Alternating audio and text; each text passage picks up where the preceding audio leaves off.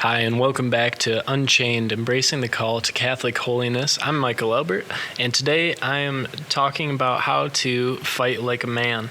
This is from the book I've been reading, Immitation of Christ by Thomas A. Kempis, and the 21st chapter of that book is called Sorrow of Heart, and I think that it's especially applicable to Lent. Before I get into that, I want to talk about this past weekend where I went to the Kepha conference in Ada, Michigan, at St. Robert Newminster Parish, where there's pretty much 900-ish, maybe it was 800, I'm not exactly sure, men all together in one space for about 8 hours or so, and just listening to talks, having opportunities for the Catholic sacrament of reconciliation, as well as celebrating the Mass and Holy Eucharist, and just a bunch of Catholic men who leave feeling on fire for their faith. And I felt very, very moved by that conference, especially because I started the day, like we get breakfast, and they serve breakfast and lunch on that day. Breakfast was good, and I was thinking, okay, I need to get to confession because it's been a little while. And so got to confession, and just that feeling of, you know, when you get out of confession where you know that I could die right now and it'd be okay. And just there's so much peace that comes from it. So I got to go to that, and then there were just 3 talks right in a row from 3 different men that just were talking about how to be a man and what that looks like, and what it looks like in terms of our culture and what it's looked like in past cultures, and it was just wonderful. And then we have Mass at 10:40, just without... it's not a full Mass, like it's not with all of the songs and everything, I don't think, but it was a really fruitful Mass and a really beautiful, beautiful homily. There's so many good things said at that Mass, and got to receive the Eucharist, go to lunch, and then there's adoration after lunch, and just, man, on fire with the Holy Spirit, really working in all of the hearts there, it seemed like, and or at least from everyone that I talked to, just a beautiful experience. I would recommend doing that. It's every year at St. Robert Newminster at the start of March. I've been going to it for 3 years, and just every year it's been wonderful. Okay, so today I want to talk to you about fighting like a man. That's a quote from this excerpt of the book. It says, "Fight like a man. Habit is overcome by habit," which I think is really applicable to Lent, the season that we're currently in, and Sorrow of Heart. That's the title of the excerpt that I'm going to read for you, and how we're not always meant to be happy at heart. Like we're always meant for happiness, we're always meant for joy, but sometimes joy comes from sorrow, and feeling the sorrow. You can't really be Catholic without ever feeling sorrow. How would you ever meditate on the death of our Lord, or meditate on what Mary felt as she was watching the death of her son? And so we're meant to enter into some of those feelings during Lent. And so what I want to do is read a little bit at a time. It's about a page in length, and do some interruptions throughout with just some thoughts that I have. And then, yeah. All right, so Sorrow of Heart. If you wish to make progress in virtue, live in the fear of the Lord. Do not look too much freedom, discipline your senses, and shun inane silliness. Sorrow opens the door to many a blessing which dissoluteness usually destroys. So that's a really good opener to our whole idea of Lent. We need to not look for too much freedom. It's good to take away some of your freedoms. It's good to restrict yourself and say, I'm not going to take warm showers during Lent, or I'm not going to eat this food. I'm going to give up coffee. That would be beautiful. I didn't do that, but if I had, that would be wonderful. So like not having too much freedom, disciplining your senses. So we can say no to good things. That's what fasting is, because we know that we're going to get better things as a result. We're trading earthly goods for heavenly goods, and making it so our treasure is in heaven. All right. And then it says, shun inane silliness. Most people are silly, so that makes sense. Sorrow opens the door to many a blessing, which dissoluteness usually destroys. In all honesty, I have no idea what dissoluteness means, but I know that sorrow opens the door to many a blessing is a true and beautiful thing. Meditating, feeling the things that Jesus felt, feeling the sorrow of his heart and the sorrow of his mother's heart, and the sorrow of the Father, watching all this unfold at the end of his life. All right, continuing on. It is a wonder that any man who considers and meditates on his exiled state and the many dangers to his soul can ever be perfectly happy in this life. Light-hearted and heedless of our defects, we do not feel the real sorrows of our souls, but often indulge in empty laughter when we have good reason to weep. Man, that sounds like a person living without God, which is the reality for a lot of people. And just laughing when you have good reason to weep, laughing about any sorts of, the way that I see it is like people are gossiping, and not to say that I'm free from gossip, because I've gossiped and often confess it, but just gossiping and then laughing about it, and then maybe like drinking is involved, and you're drinking a lot and you're laughing about how messed up your life is.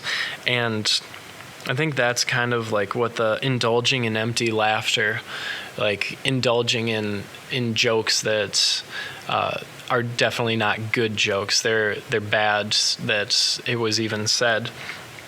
And so, I mean, living life without God, you have no reason to laugh. There's no reason for joy. What is even the point if you don't have God? To have a good time and to be nice to others? That's sickening. I mean, that's an empty life.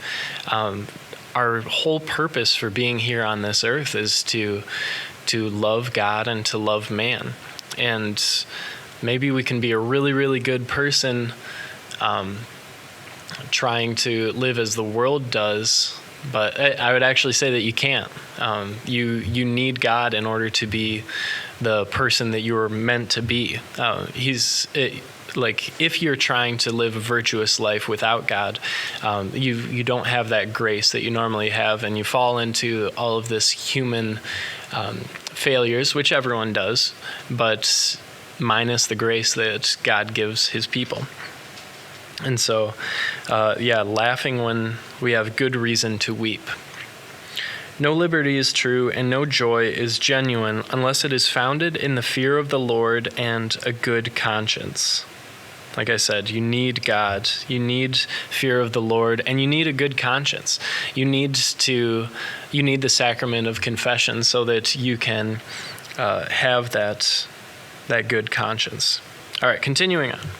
Happy is the man who can throw off the weight of every care and recollect himself in holy contrition.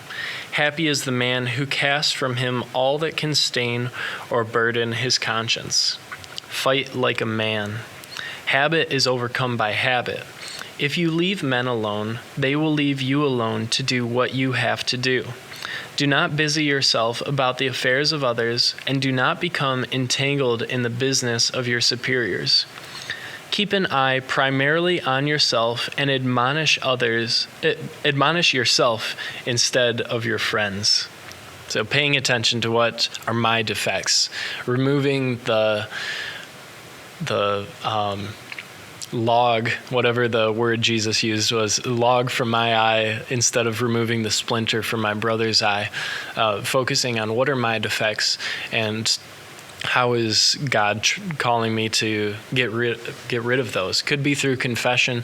Sometimes if I'm addicted to something like alcohol or pornography, then I need to get professional help. I need to join the group. I need to go through the program. I need to do that in addition to confession, and you can bet that you're going to receive grace from God while you do that. And it's hard breaking out of addiction. I know some very, very strong people who are enslaved by addiction that I think they're stronger than me, and so I try not to become addicted to anything. But once you do, there's still hope of getting out because there are programs and there is confession. If you do not enjoy the favor of men, do not let it sadden you, but consider it a serious matter if you do not conduct yourself as well or as carefully as is becoming for a servant of God and a devout religious. It is often better and safer for us to have few consolations in this life, especially comforts of the body. Yet, if we do not have divine consolation or experience it rarely, it is our own fault because we seek no sorrow of heart and do not forsake vain outward satisfaction. All right, there's a lot in there. Consolations. We can receive consolations from God, or we can receive consolations from the devil. For example, I've heard of people who maybe practice a certain religious form of yoga that would not be in line with the Catholic faith. From a Catholic perspective, you're promising yourself to a spirit that is other than God, and you're inviting that into your life. In other words, you're inviting a demon into your life.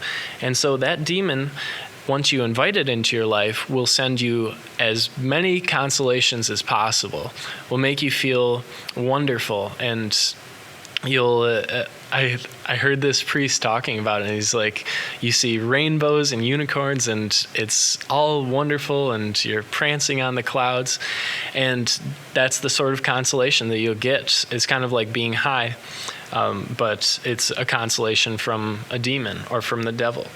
And as soon as you start to get rid of that spirit, that's when it reveals its true colors. And that's, I mean, you can imagine what you would see in a horror movie about demonic oppression.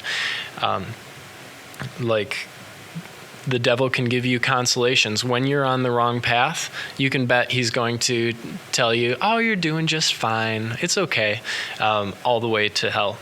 And then the same thing, God can give you consolations, and God typically will give you consolations when you're on a good path, when you're going to confession, when you're receiving the sacraments. That doesn't mean that we're doing it for the consolations, because eventually the consolations run dry. And you can see that in a lot of the lives of the saints, that they're filled with desolation. Think about Mother Teresa instead of consolations. So, God gives you consolations. The devil does too.